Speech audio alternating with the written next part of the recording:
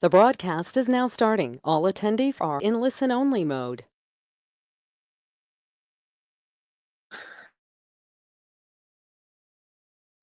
Welcome you to today's weekly market outlook here for Admiral Markets. We want to have a look at what to expect in the upcoming trading week, which news events are ahead of us. So, in fact, the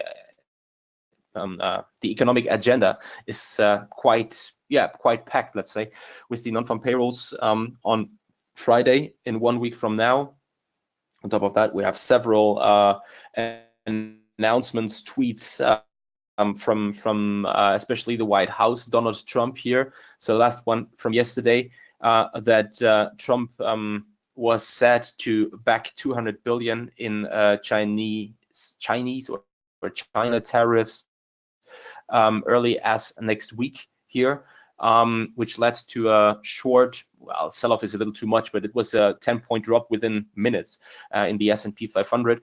And what we can see today in European trading, or around European trading hours, so some of you might have watched the DAX here, have seen that the DAX slid lower, fell below 12,400 points, currently can make back some of those losses, but the question remains whether probably into the next hours of trading with the US equity markets then opening at 2:30 p.m. UK, if there's probably some further pressure forming, which will then push equity markets lower, and also the DAX in this case lower and below 12,350 points. But before we have a look at the markets, the current market situation, but also at what to expect next week, which potential drivers and all this, first of all, very important, we have to have a look here at the risk disclaimer.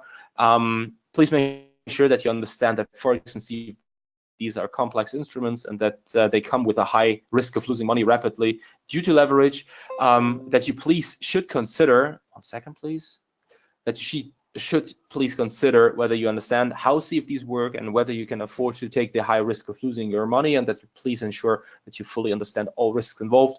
Forex and CFD trading is a risky activity, and this presentation and accompanying video should not be taken as advice for investing, as it only represents the personal opinion, in this case of me then. So here is the risk disclaimer. Another risk disclaimer on top of that regarding the differentiation here between retail clients and professional clients. For further information on this topic, please contact Admiral Markets directly and their service, which is more than happy to help you out here on any questions which may arise.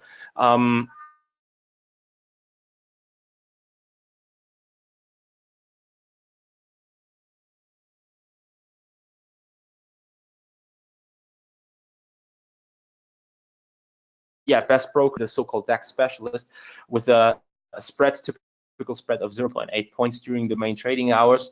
That can differ, but in 99.5% of the cases, it's the case. So during, for example, trading days when UK is on bank holiday, or on Monday with liquidity press and changed US trading hours here, it could be that the spread is potentially a little wider depending on liquidity, but all in all, 99.5% of the cases, I'd say, we have a typical spread of 0.8 points. Here are some important changes for Forex and CFD trading based on the so-called ESMA. We have leverage restrictions for retail clients now, with a maximum of 1 to 30 for Forex majors like Euro USD, and 1 to 20 for minor currency pairs. That is, for example, let's say GBP CAD, for example, but also CFDs on indices and gold. There is a different offer, as already mentioned here, for professional and retail. Contact Admiral Markets directly. What's worth mentioning right here is the component negative balance protection. As a retail client with a reduced leverage, you also have to apply for professional client status and keep on trading with a leverage of up to 1 to 500 here in this case at Admiral Markets. You also enjoy such a negative balance protection up to £50,000 according to the policy of Admiral. Again, further information, please feel free here to contact Admiral directly. Then we have me, and here is our agenda, which we want to go through here. and then switch over to the markets and see what's happening currently in the markets, in the DAX, and all this. So the questions we want to answer today is, what are the key economic events in the coming trading week? I've mentioned already one really important news event, non-farm payrolls, but there are several others. For example, some of you might have listened to this format here last week already, and my thoughts around the Canadian dollar, but also you probably have read on the website in the traders blog section from Admiral an article which was also covering the Canadian dollar and potential push below 130. Yes, we pushed below 130, but currently we are trading back above that level. And that's a very interesting price action, in fact. And with the BOC rate decision on Wednesday, and also the employment situation being covered here on Friday, it's probably very interesting to have a look here at the Canadian dollar, the so-called loonie, among FX traders here too. We also want to answer the question, what's the current bias in the FX and equity and commodity markets? We also want to have a look at the to look for potential trading opportunities which probably may arise. And here we have now the chart. This is a 5-minute chart in the DAX. You can see currently I'm flat. I'm not holding any positions here. This has no big reason, in fact. So today is a research day, and the last day of the month usually is sometimes a little difficult to trade, let's say. I already mentioned what you could imagine, or what I could imagine, is that we probably see some pressure forming here based on those comments from Trump, and not sure if I would call it a bloodbath happening right now in emerging Turkish Lira. When looking at the Argentinian peso, for example, even though the impact on the equity markets, on the DAX especially, I don't consider it to be that high, but still it's worth mentioning. Indonesian rupee, I think it's rupiah, whatever. It's also under pressure, trading at the lowest levels since 1998. And so there's definitely some pressure forming based on those comments from Trump, which could affect the Chinese economy negatively, and which then naturally results in a negative outlook for those emerging currencies or emerging markets, which are doing business and dealing in a quite big way with China. And this is potentially driving equity prices lower, even though I'd like to say that compared to the average, the month of August, which is usually the second worst month, is also true for example, the S&P 500 or the Dow Jones.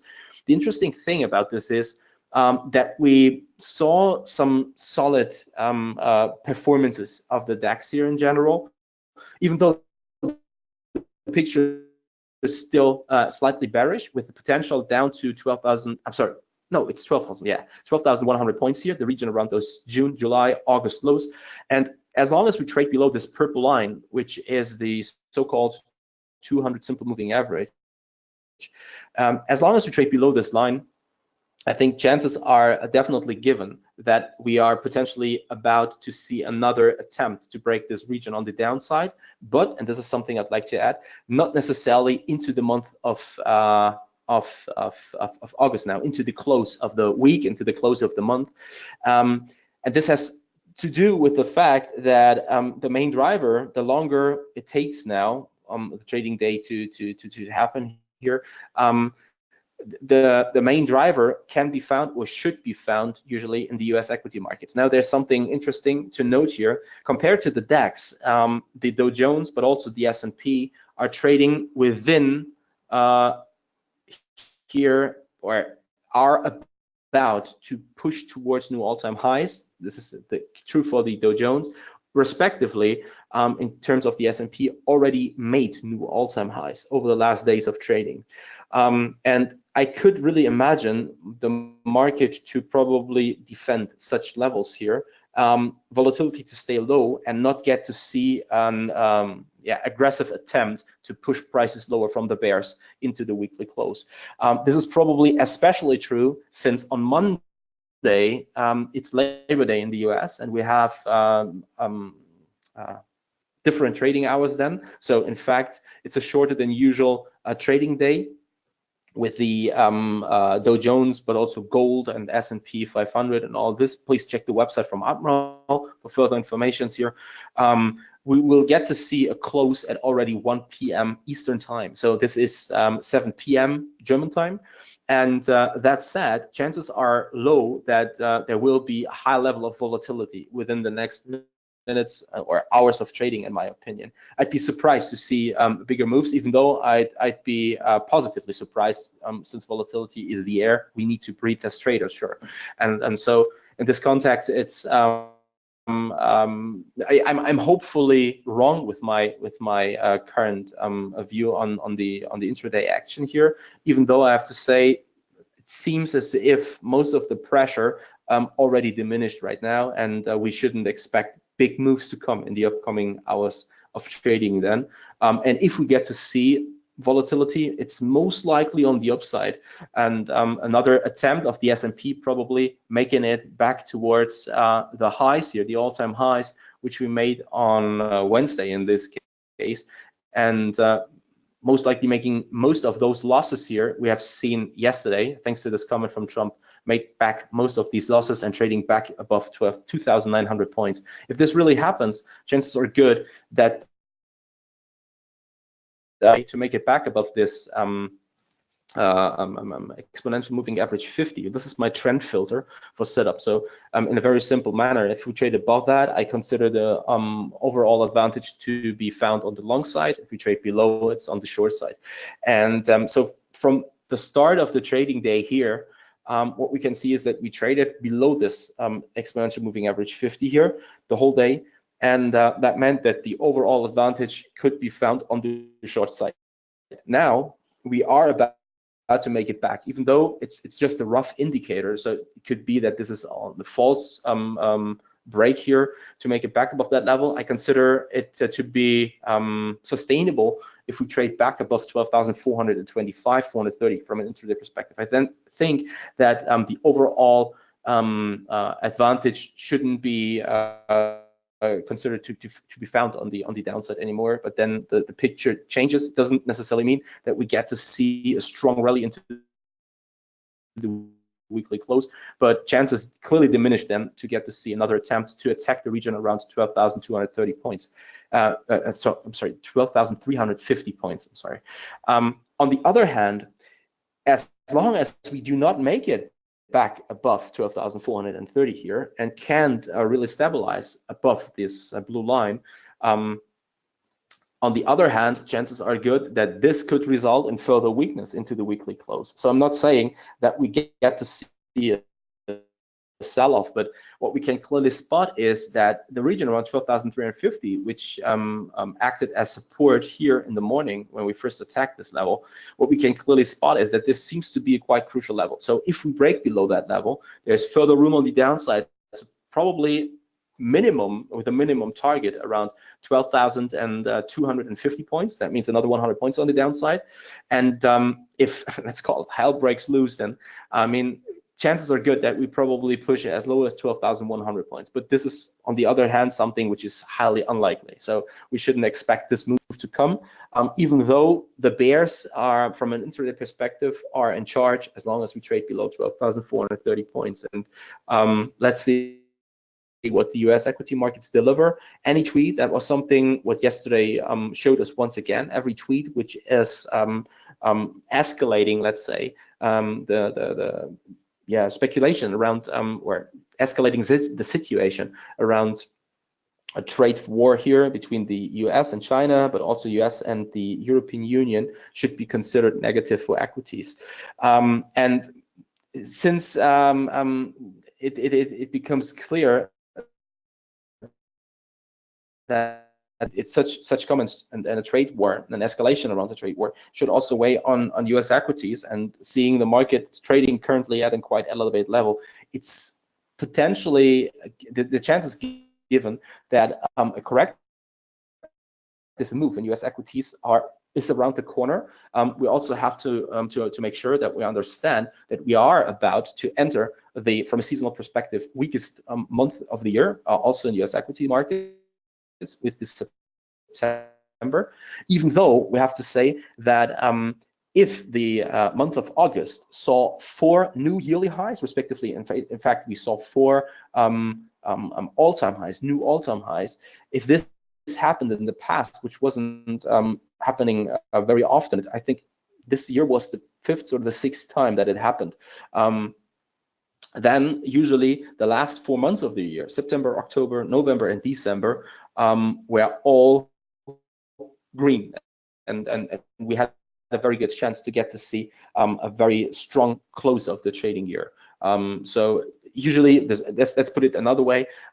Usually, from a statistical standpoint, currently chances are very good that we get to see another push towards new highs in the S&P, which is also to some extent then positive for European equities and could result in another attempt to see this region around 12,600 points to be taken out rather sooner or later, and probably the region around 12,900 points instead of such a push lower. Even though, again, this is a crucial level. If we fall in the DAX below 12,100 points, I don't see any support coming in as long as I don't see any support coming in before we reach 11,700 points, the current yearly lows. And if this formation, this head shoulder formation, is broken, there's also a chance of a push below 10,000 points. Not sure if this will really happen, and it definitely needs some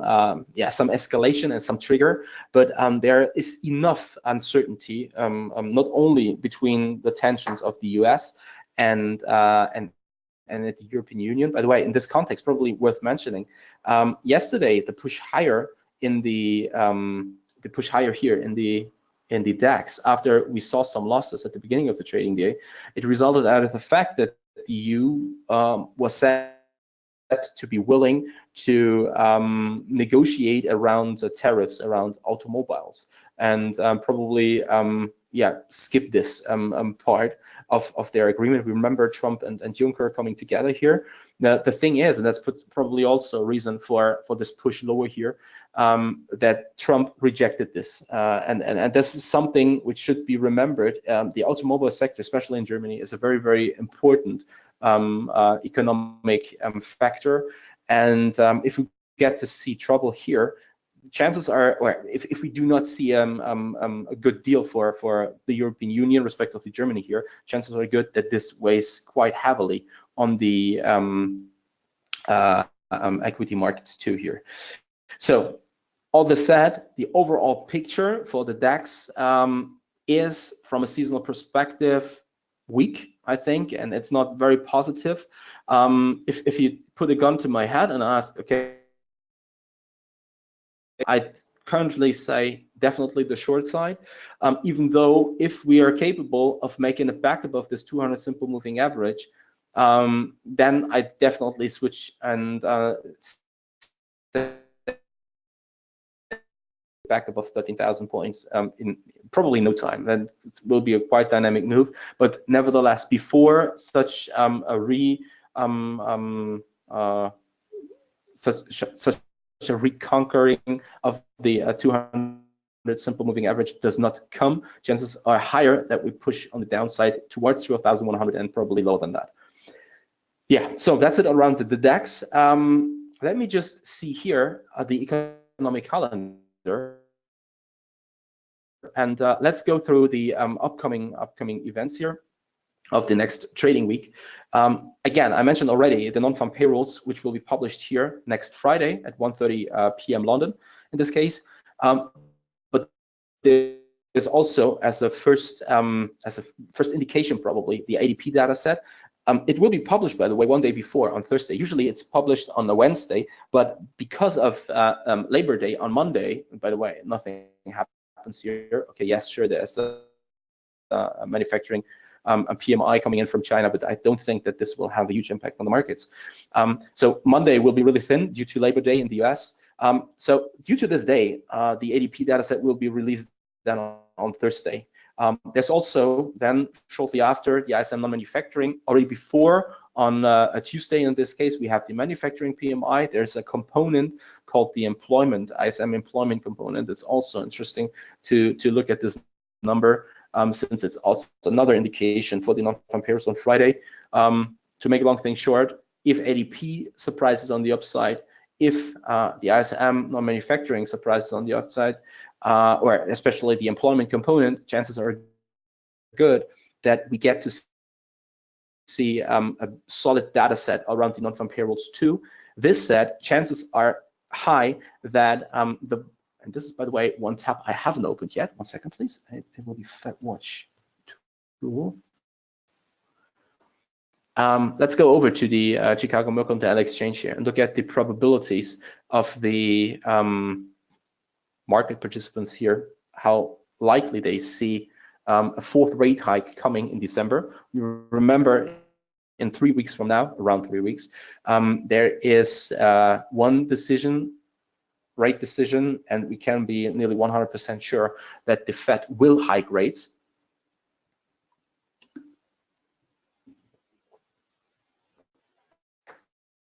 There we go.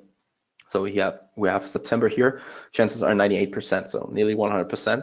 This is the current level, 175 to 200 basis points. And this is the level to be expected on this day then. But, and this is the interesting thing, we're not talking about September and the rate decision here anymore, but every data set coming in is currently looking at the likelihood of another rate hike of 25 basis points. This is the current level again. This is the most likely level after the September meeting, and then this is the current likelihood of over 70% that there will be another rate hike. Every data set coming in and pushing this data set lower, and by the way, we've seen this already, and it was one of the main drivers, 1 second, it was one of the main drivers for this corrective move in the euro here. You remember this push here back towards 117. By the way, also resulting in the US dollar index futures seeing a more aggressive dip on the downside. So the reason for this push wasn't necessarily euro strength. That's something which can also be seen in a tweet here. I want to show you. 1 second. Oh, 1 second. I'll just have to copy the link to this tweet and show you. This is already a chart from yesterday, but perfectly illustrating what I'm talking about. So it's definitely not euro strength. What you get to see here is that the spread between, or the bond yield gap between Italian and German yields and bonds here is currently trading at the widest since 2013. And definitely pointing towards trouble in terms of Italy and the current situation, probably also initiated from a political landscape. We remember there's currently negotiations running how they plan to attack the refugee crisis here, and the thing is that the government in Italy and around Salvini is against this deal which was negotiated and is about to abandon it. I'm not sure what's the word for this. I forgot it. It's currently I don't know the exact word for it. But the thing is, this is something which came to my mind here, and therefore I remember a comment from I think it was Oettinger. He's a German politician sitting in Brussels, and he said that the markets will dictate the people in Italy how to vote. That was in terms of the election in May. And the interesting thing about this is he spoke aloud for what I and many others, I think, are already thinking here. Without the support of the ECB, especially, and their bond buying program, Italy is nearly broke and has no real chance to stay alive in the markets.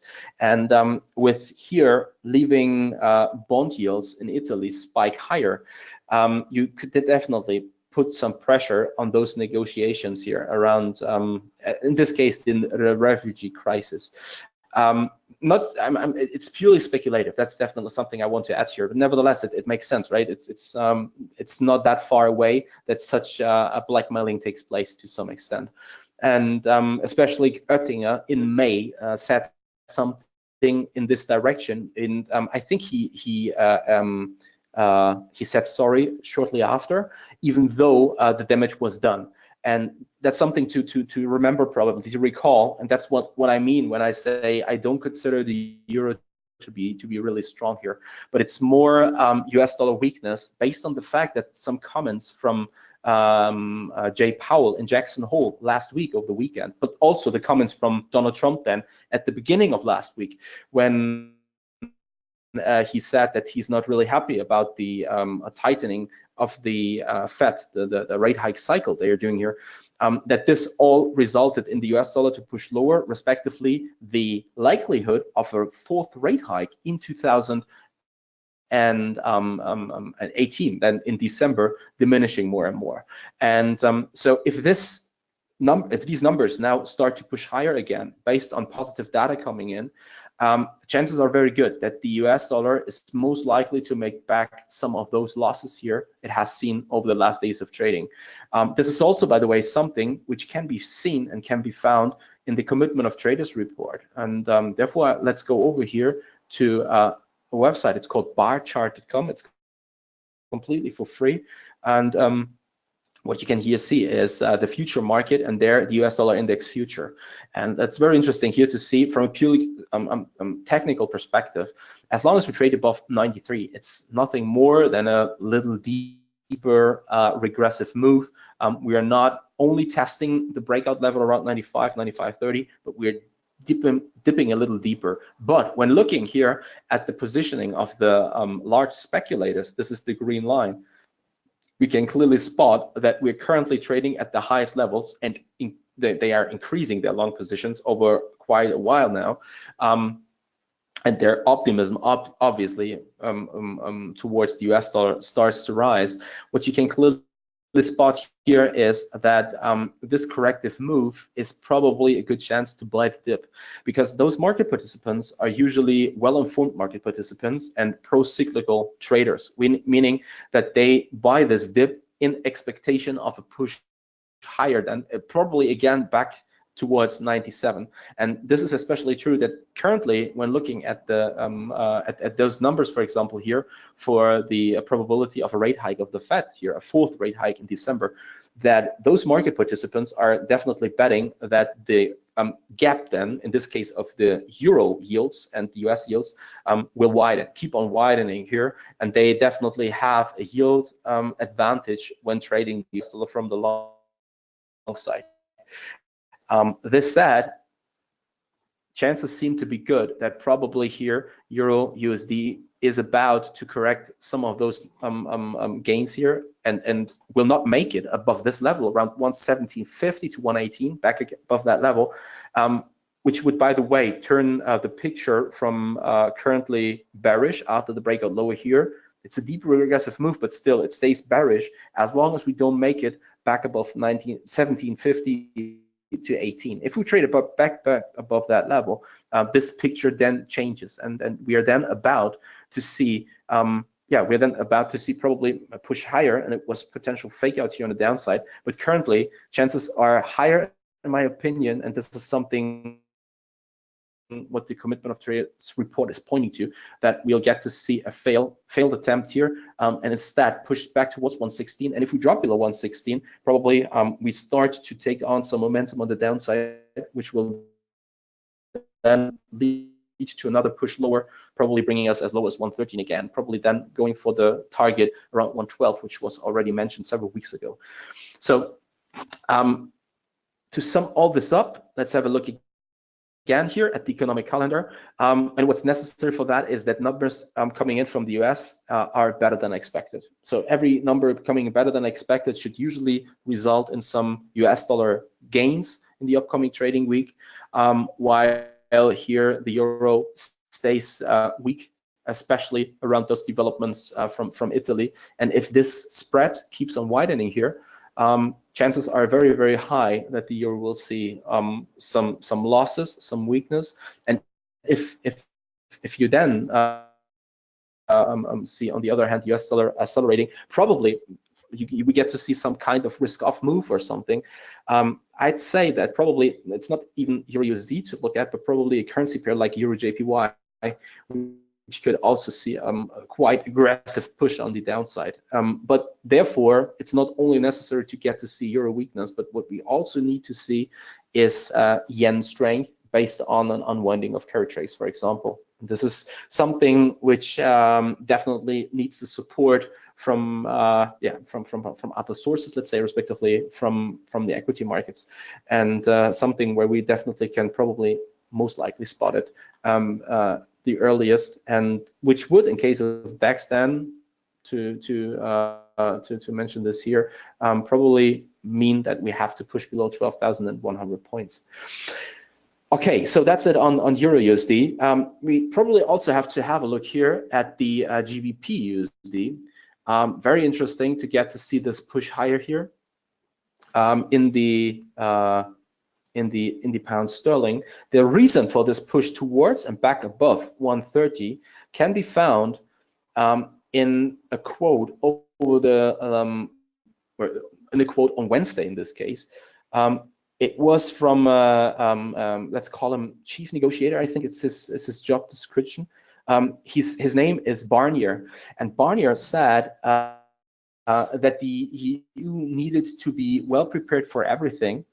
This context, sure, he also mentioned that there will be a no-deal Brexit, but this is very unlikely due to especially the tight band, let's say, from a deal perspective, between Great Britain and Germany, especially, and Germany as the biggest economy in Europe, being very important for the overall political, and not only political stability, but also economic outlook here. And so it's very likely that they will find a solution which will be in favor of Great Britain to avoid a recession in the European Union due to, it's not a collapse in Germany, but due to probably some negative developments here from an economic perspective. Let's put it that way. And what Barnier said was that, one second, I'll just have to see whether I can find. Here we go. He said that we are prepared to offer a partnership with Great Britain, such as has never been with any other third country, and this is a clear sign that they are about to find a solution, which is quite positive for the United Kingdom here in this context, and pushed GBP USD then higher. Even though I have to say, the current move can clearly be considered as a purely regressive move and doesn't change the overall picture, bearish outlook for GBP USD. I'd start to probably think about a broken sequence here of falling highs and falling lows once we make it back above 3350 to 34. But as long as we trade below that, it's only a regressive move, and probably we are about to enter territory which can be considered a potential short trigger. Even though I have to say, on the other hand, my outlook for the euro a few seconds ago was not very.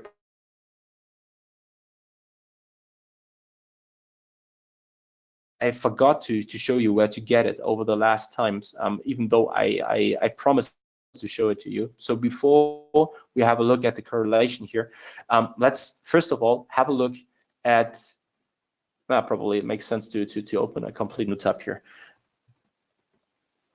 So this is the website from Admiral Markets, and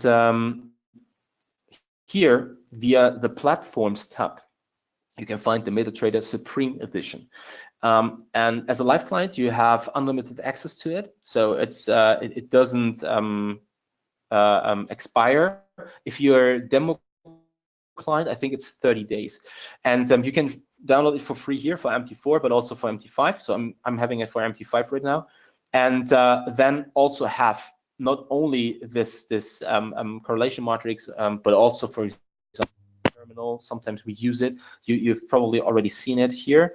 Let me just go back to the DAX in this case here, for example. So this is the mini terminal. By the way, we can also do it that way, and then you have it here. So you have this tool available within this Supreme Edition. So now let's come back to the GBP USD, and here the correlation matrix. So what you can clearly spot here is that there's a high positive correlation. So usually you should expect, if euro goes higher, GBP going higher too, or the other way around, euro going lower and then GBP going lower too. Even though over the last weeks I was saying that I prefer, if I have to choose now, if I want to trade such a regressive move here against the US dollar, I'd prefer trading the euro against the US dollar instead of the GBP, since the data coming in around the GBP over the last weeks was positive, but did not result in really positive developments and pound sterling taking on bullish momentum, but complete the opposite. In fact, pound sterling started to sell off on a hawkish hike from the Bank of England, for example, and that was a clear sign of weakness. Now I think the picture completely changes more and more, especially based on those comments from Barnier, and chances are good that probably if the euro does this, pushes lower and goes down to 116, probably this move is not followed here from pound sterling, but instead probably will find support here against 129.30 and try another attempt for another and deeper run back above 130. Based deal is about to go through between UK and the European Union, and it will be in favor of the United Kingdom here in terms of the current Brexit negotiations. So with this said, the overall picture for pound sterling, it's not that it is very bright and we should aggressively trade the long side, but if I had to choose right now, if I wanted to short the US dollar, I'd definitely take GBP over euro, which is also, by the way, interesting for some of you probably considering currency pairs like euro GBP, because this means that euro GBP has a chance then to trade lower, and most likely to trade lower, probably about to enter territory around a very important support region. I haven't prepared the chart right now, but somewhere around 87, I think 87.50 or so. Yeah, definitely worth watching. That's something I'd like to mention here. So that's it around GBP USD. What I'd like to do now is to have a look at the dollar Canadian dollar. Very interesting to watch this currency pair, since you probably remember last week when I said, that was when we traded here, that was when I said we probably have a very good chance to push below 130. And to show that I really said this, that's an article which was published on Monday. And it contains what I said last week on Friday already. Here I said that Loonie, this is Canadian dollar, with some surprises, pushing dollar CAD back below 130 in the next few days. That was here with a question mark. Now we can say, yes, this is exactly what we got to see. And the main reason for that wasn't because there was so hawkish comments from the Bank of Canada saying, yes, we will have definitely at least one rate hike into the last months of 2018. Next week, we have the rate decision of the Bank of Canada, by the way. Let's go to the economic calendar once again and have a look here. So Wednesday, September 5th, here, it's the BOC rate decision. Interesting enough, the forecast is 1.5%, and the probability just dropped below 20%, I think, when looking at the swap markets, that there will be such a rate hike. And this is most likely due to the fact that the comments from Stephen Paulus, the BOC president in Jackson Hole, weren't the way market participants expected him to be. So they really expected him to be more hawkish in his statement. But in fact, he said that taking a gradual and data-dependent approach to monetary policy can help manage risk to the inflation outlook in the face of economic uncertainties such as digital disruption. I mean, this is like a statement from it's a purely theoretical statement, so it doesn't necessarily say anything. And that was exactly what I say disappointed market participants, that there was no mentioning of a more restrictive path from a monetary policy perspective. So with this in mind now, the question is, well, why did dollar CAD push below 130 then if the data coming in, or respectively the comments from Jackson Hole, from Paul's here, weren't that hawkish. And it had to do with the fact that the NAFTA agreement seems around the corner. So on Monday already, the Mexicans and the US, they announced that they found an agreement here, and it was quite interesting because it never mentioned with one word, in fact, Canada, even though it was clear that there will be, rather sooner or later, also an announcement around Canada. And the question now is, will there be a solution? Can a solution be found here?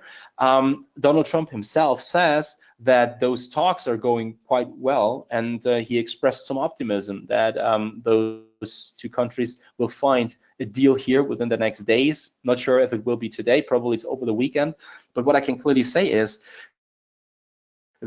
that with the chances of getting a deal between the US and Canada here, and getting rid of all those uncertainties around this NAFTA agreement, I expect some probably bullish fireworks in the Canadian dollar. But in fact, it didn't happen. But after we pushed below 130, we traded back towards, and now trading around 130 again. And this is, in my opinion, a sign which is underlining that probably most of the optimism in the Canadian dollar is already priced in. So if next week the rate decision doesn't deliver anything new, it's probably slightly dovish. I'd be surprised, but nevertheless, there's probably some chances here because the BOC wants to counter some negative impact and let's call it unfortunate agreement in terms of the NAFTA here probably has on the Canadian economy, and try to counter negative impacts on the Canadian economy due to a lower Canadian dollar then. So that makes it likely that something could happen. Or next week, the employment situation is not as positive as we might probably, or market participants are expecting it. Well, whatever. The thing is that chances are good that we probably see a push higher in USD Canadian dollar now again, after failing to take on serious momentum on the downside, and then making it at least significantly back above 130. Nevertheless, the picture stays below 130, 170 to 132 stays bearish. So there's a sequence of falling highs and falling lows, which can clearly be seen here. And as long as we trade below 31.70 to 32, there's still a chance that we'll reach this region here around those lows from May, in this case, so around 27.50. Nevertheless, if I look at it from a where if I trade dollar Canadian dollar in lower time frames, I'd definitely be careful with too aggressive short engagement, since I think to some extent the momentum is clearly, or can't be found here, and it's the first sign that probably most of a positive impact from a NAFTA agreement, from a more hawkish stance from the BOC, from a data perspective, is already priced into the Canadian dollar. So that's it around the Canadian dollar. Finally, or when looking at the Canadian dollar, it also makes definitely sense to have a look here at the commodity markets. Very interesting to watch, in fact, that here the picture stays positive for the Canadian dollar, because we know about the positive correlation between crude oil here and the Canadian dollar. As you can see, crude oil pushed back above 70 USD. Nevertheless, that's probably a first strong resistance line on the upside, where we could face some trouble if we fail to make it above that level and see a push then again towards the important support region around 64.50 on the downside. That could also be negative for the Canadian dollar. Even though I'd say the overall picture starts to it's neutral. So we're consolidating at an elevated level. It's an overall bullish environment. Nevertheless, if we fail to make new highs here and push back above 75, I think the overall picture starts to become more and more neutral here for WTI, for crude oil. And finally, let's probably have a look at a very interesting market here. gold.